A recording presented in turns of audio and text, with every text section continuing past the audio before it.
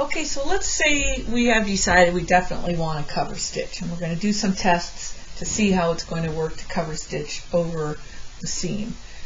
Here's some fundamentals. Cover stitch is going to work in tandem with your serger seam, with your serge seam. Again, you could, cover stitch over a non-serge seam, but that's what I'm dealing with today because we're talking stretchy knits and serge seams with the 3-thread serger stitch stretch very well. So you really have to consider the width of this serged seam. If you make it too narrow, you could get in a sad position like I got on a neckband recently, where I made this so narrow that when it came time to cover stitch it, I could not get this thing, no matter how close I went to that seam, my outside needle was falling off the edge. And sometimes you can get away with that, and sometimes you can't. Sometimes it'll create tunneling when one needle's off the fabric, and sometimes you can adjust for that. You can loosen your loop retention and to account for that thread wrapping around the seam, and then you'll get away with it. And if you do, it can be kind of cool, like on this, because then you're actually really covering that serge seam, and the stitch is right on the edge, and it looks good. And I didn't have any tunneling with that. It just kind of depends on, if you get the settings right in your fabric to do that. But sometimes you can't get away with that. And the narrower the seam is, if you don't have much seam there to cover stitch over it, you're going to have to be closer. You're going to have to move your stitching that way, closer to the seam. And that's going to require more precision. The wider that gap is, the less any wonkiness is going to show. Let me give an example here. I punched my cover stitch needles into a card here to look at this. Now let's say this is the serged seam that's underneath there. This is where it connects to my garment or whatever. So if I have this much space, I've got a good amount of leeway there. If I stray or get wonky just a little bit, it's not going to look as bad. However, if I'm trying to get that needle this close to the seam, it's going to be more difficult. And again, it's going to vary. This width is going to vary whether you want your cover stitching to go right over that edge. Maybe you want that needle to be off the edge. Then you could make your serge seam that wide. So you have to experiment. My point here is that consider these things. Think about whether you want to use the right needle and middle, or left and middle, or maybe even the outside needles for a wider stitch. But the key principle here is the cover stitch is going to work in tandem with your serged seam. Let's see here, what else?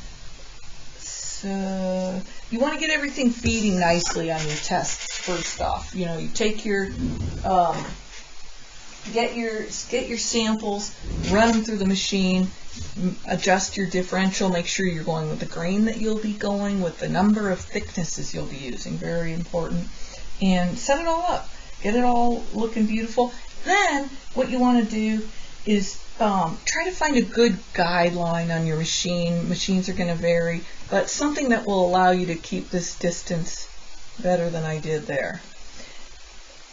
Sometimes you could get in a sweet spot. What I mean is, like, as you're feeding this along under your machine, the machine will just want to, and the fabric will just want to lay in a certain spot, and you won't be fighting it. That's what I call the sweet spot. So if you can find that, that'll really make a difference.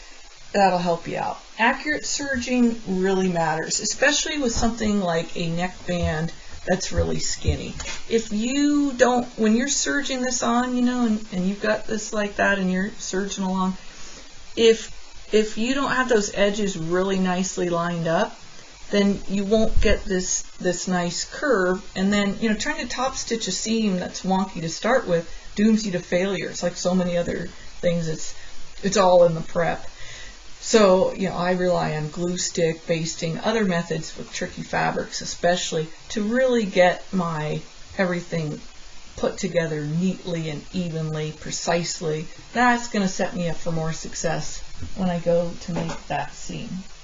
The other trick for this, or important principle, is reducing bulk. I use a lot of the Superior So Fine thread in my serger needle because it's strong but really fine, and these nice soft textured woolly style, but they're not woolies, nylons. They're just more of a semi-stretch thread that's not too bulky. The shoulder seams, I take a hammer to them. I just literally put this on a old cutting board and take a hammer. You know, I like to do it from the back side, and be careful because that will damage your fabric.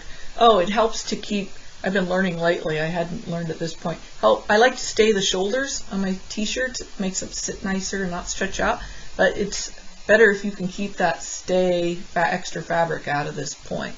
So I've been doing that better job on that lately, although this one still worked fine. So those are ways you can reduce bulk. Steaming, good ironing is also like a temporary bulk reduction. It flattens your fabric to make it better, able to handle the cover stitching. I liked on my latest t-shirt to actually baste down with thread based the serge seam on my neckband, holding it in place before the cover stitching and giving me a visual guide because it was black on black, and there's a photo of that in my post with the black t-shirt. But it's just basically I just took a bright neon basting thread and basted along here along the serge seam before I cover stitched, and then my cover stitching just straddled my basting line, and it just, like I say, held that serge seam in place while I cover stitched and gave me a visual aid to help my old eyes stay on track with black on black. That can be hard for anyone. I also wore good Optivisor goggles. Pressing, get back to pressing here though, makes a huge difference.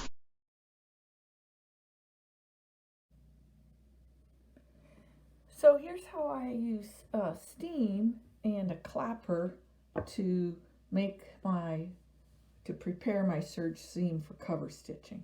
So I'm going to pretend here I've got this serged seam through 3 layers of fabric to simulate a neckband sewn onto a shirt. So let's pretend these 2 layers are the neckband and this is the shirt. I want it to go down this direction, and I'm going to cover stitch here. So anyway, I start by giving it some steam without making contact with the fabric. Ooh, wanted to curl. And then kind of finger pressing it to kind of roughly get it in place. Now, if this were a fabric that was really sensitive to heat, like a spandex or something, I might also use a press cloth. So I've got it laying how I want. I'm making sure that this is pulled to the edge like that. Then I'm going to give it a good steam.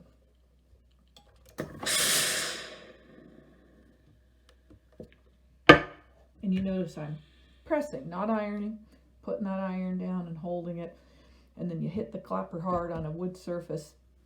What the wood does of the clapper and the board is it absorbs the moisture, and I'm not sure what that does, but wow, look how flat it gets. Now you can tell that's not only less bulky to cover stitch, it's just not going to wobble around so much. So good pressing, having this ability is really super useful prep for cover stitching. It's all in the prep.